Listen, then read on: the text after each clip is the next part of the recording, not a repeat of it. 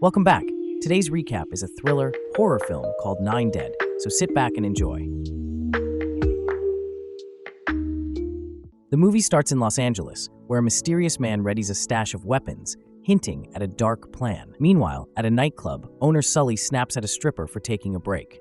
On his way home, he's suddenly ambushed, paralyzed, and kidnapped by a masked figure. Later, we meet Officer Jackson, who's with a colleague when the same masked kidnapper strikes again, spraying tear gas in the colleague's eyes and taking Jackson. Nearby, a man named Coogan sits in a cafe, watching news reports about the growing string of kidnappings. Word spreads quickly. Worried, Coogan leaves the cafe but soon feels someone trailing him. He pulls a knife, but the stranger shocks him with a stun device, paralyzes him, and drags him off. Next, a young man named Christian is taken after leaving a bar late at night. Then Kelley Murphy is also captured, paralyzed by an electric shock. Soon after, all the kidnapped victims are shown in one room, tied to poles with bags over their heads. The masked man turns on the lights and removes the tape from each captive's mouth. There are 9 people in total, including the ones already taken. New victims appear too: Leon, Eddie, a priest named Father Francis, and a Chinese woman named Chan who doesn't speak English. The group panics and starts shouting at the masked man, confused about why they've been taken. But he stays calm and tells them they're all here for a reason, and it's up to them to figure out what it is. He warns them that every 10 minutes he'll return and kill someone unless they figure out the truth. If they succeed, he'll free the survivors and confess everything to the police. He tosses chalk on the floor, starts a timer, and leaves. As their dominant hands are suddenly freed, the captives begin wondering what they could have done to deserve this. Eddie accuses Father Francis of molesting a child, but the priest denies ever harming anyone. Then Coogan admits he's the one who did it, and the others explode in anger. Eddie grabs a piece of chalk and starts writing on the wall as everyone begins introducing themselves.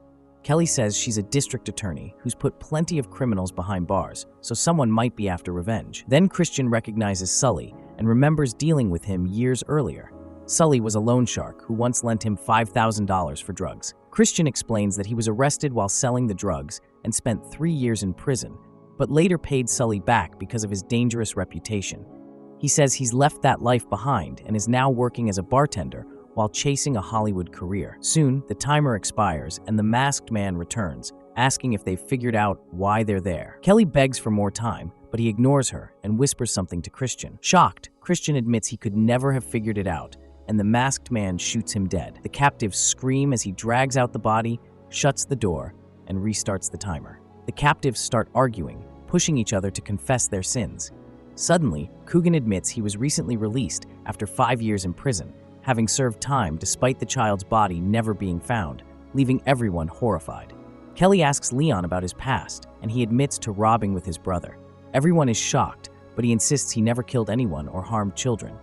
Then, Eddie reveals he works as a health insurance executive. He insists he's a good person who's never done anything wrong. He explains that his company runs experimental medical trials, and a few years ago, his brother-in-law was diagnosed with colon cancer. Eddie admits he falsified documents to help his brother-in-law get treatment, but doesn't see why that's a crime. Later, the group notices Kelley and Jackson know each other. Kelley reveals they had an affair, which Jackson's wife discovered, leading to a divorce and her moving to Arizona with the kids. The group wonders if Jackson's ex-wife is seeking revenge, but he dismisses the idea since he sends her money every month. Then Leon asks Sully to kick his arm so he can free himself from the handcuffs. Sully, who loves violence, eagerly complies. The plan succeeds and Leon frees his hand, thrilling the group. Jackson instructs everyone to hide and ambush the kidnapper, but Leon refuses to help, flips them off, and goes out alone, only to run straight into the kidnapper, who has been monitoring them on camera. They fight fiercely, and Leon overpowers the kidnapper, grabbing his gun. Holding him at gunpoint, the kidnapper calmly claims he's been planning this for 2 years and nothing can stop him.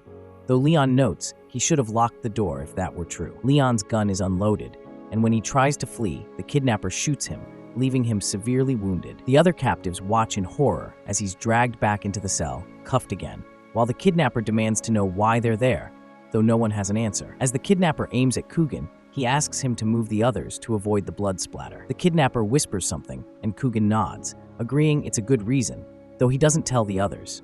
He then tries to choke the masked man, but is quickly overpowered and shot in the heart. Dragging Coogan's body out, the kidnapper warns Leon that he's next. The timer restarts, heightening the group's fear as they remain clueless about why they're there. Hope sparks when Chan recognizes Kelley and speaks in Mandarin, but since no one understands, She uses chalk to draw and even says, "Bang, bang." The group is baffled by Chan's odd behavior. Then Kelley recognizes her and asks if her name is Nhung Chan, which she confirms. Years ago, Kelley had prosecuted a robbery at Chan's liquor store. The elderly woman identifies the criminal as 20-year-old Wade Greeley, whom Kelley had imprisoned. Still, the group can't piece it together with just the robbery and a name. With 2 minutes left, Leon confesses that he lied about never killing anyone. Leon admits he killed his brother after a business betrayal and sold all their guns. Filled with remorse, he begs for forgiveness, and the priest tells him, "Those who seek it shall find it." As he bleeds, Leon remembers the kidnapper's wounds and the fact that he'd been planning this for 2 years.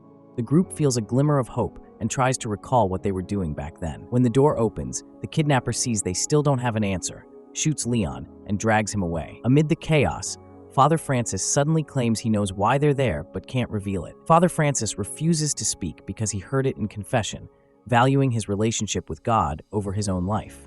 Sully tries to persuade him, and Kelley even threatens him, but he remains silent. Eddie suggests they may have to figure it out without the priest and urges everyone to reveal their darkest secrets. The group starts confessing terrible deeds, but Father Francis warns they're on the wrong track. He hints that Wade Greeley wasn't involved in the robbery. Kelley disagrees, citing Chan as an eyewitness and pointing to the solid evidence they have. Eddie guesses that someone in the room confessed to the priest, thinking it was Christian, hinted at in his name. The priest confirms it, and shockingly, they realize Christian had robbed the store to repay his debt to Sully. Sully is furious, outraged that he must die over loaning a kid $5,000. When the 10 minutes expire, the kidnapper arrives. Sully yells about the unfairness and dares the man to shoot him, but the kidnapper ignores him and targets Eddie instead. Just as the kidnapper pulls the trigger, Father Francis shields Eddie and is shot instead. As he drags the priest's body away, Kelley calls him Wade, trying to reason with him. He pauses, corrects her, and leaves, saying he's not Wade. As the timer restarts, Jackson suggests the kidnapper might be someone close to Wade, like a friend or family member. Kelley points out that no one was at Wade's trial, and she doesn't remember anyone from back then. Jackson notes it's odd, since Wade went to jail 5 years ago, but the killer has only been planning this for 2. Sully realizes that Christian claimed he had nothing after prison, but he couldn't have known about the liquor store heist without a gun. He remembers Leon saying he sold the guns after killing his brother, and suspects Leon sold one to Christian. This explains why the others are in the cell, though Coogan, Eddie, and Jackson's connection remains unclear. The timer runs out, and the kidnapper enters, giving Chan a paper written in Mandarin. She finally understands why this is happening, falls to her knees in tears and begs for forgiveness, but he shows no mercy and shoots her dead. Terrified, Kelley begs the kidnapper to let her go, saying her son needs her. He questions when she last spent time with him, noting he's mostly cared for by a nanny, and tells her not to use her child as an excuse. Then he turns to Jackson, claiming this should anger him too. After the kidnapper leaves, a stunned Jackson asks what it meant, and learns he's actually Kelley's son's father. Furious that she kept this from him, he calls her selfish and immoral, suspecting she's hiding something bigger. Kelley hesitates, saying revealing this could ruin her, but eventually agrees. She admits that Wade was caught near the liquor store and matched Chan's description, but she lacked solid evidence and desperately needed a win after multiple losses. At the time, Kelley was the lowest performing attorney and wasn't taken seriously. To save her job, she framed Wade. During the struggle, Chan had grabbed some of Christian's hair, and Kelley stole hair from Wade's comb, then involved Jackson in her plan. She used Jackson's access to sneak into the evidence room and swap the hair sample, unknowingly making him complicit and sending an innocent kid to prison. Everyone is appalled, but Kelley insists the truth can never come out, or she'd lose her job, go to prison, and lose her child. The group starts speculating that the kidnapper is Wade's father, seeking revenge. They wonder what happened to Wade in prison and think he might be linked to Coogan, also convicted 5 years ago. With the timer ticking down, Eddie's connection remains a mystery. The kidnapper returns, and when they can't give a full answer, brutally kills Sully. Left alone, Kelley, Jackson, and Eddie are terrified. Eddie remembers Coogan pleading with the kidnapper not to splatter his blood, fearing it could kill the others. Eddie suggests that Coogan, who may have had AIDS, met Wade in prison, assaulted him, and infected him. Kelley and Jackson dismiss it, but Eddie explains that his company was running drug trials for AIDS patients when Wade got out. Part of his job involved rejecting candidates based on criminal records, age, insurance, or finances. Eddie admits he might have rejected Wade's application due to his criminal record, sparking Wade's father's revenge plan 2 years ago after his son died. Soon after, the kidnapper returns, asking if they've figured out the truth. Eddie explains everything they've figured out, and the kidnapper removes his mask. He reveals his son was brave and that everyone in the room could have prevented his death. The old man warns them to remember their actions and face the consequences for the rest of their lives. The old man gives Kelley the key to free everyone, saying the police are coming.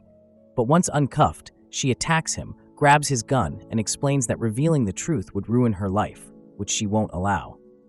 She shoots the old man, then Eddie and Jackson, killing the latter too. But the old man survives thanks to a bulletproof vest and tells Kelley that everyone has been watching and will now see her true nature. Unfazed, she shoots him in the head. In the final scene, Kelley exits the cell as the police arrive. She slips away, but the ordeal has already been broadcast, making it clear she can't escape the consequences. If you enjoyed this recap, please subscribe to the channel, turn on notifications, and leave a like to show your support. Thanks for watching, and see you in the next one.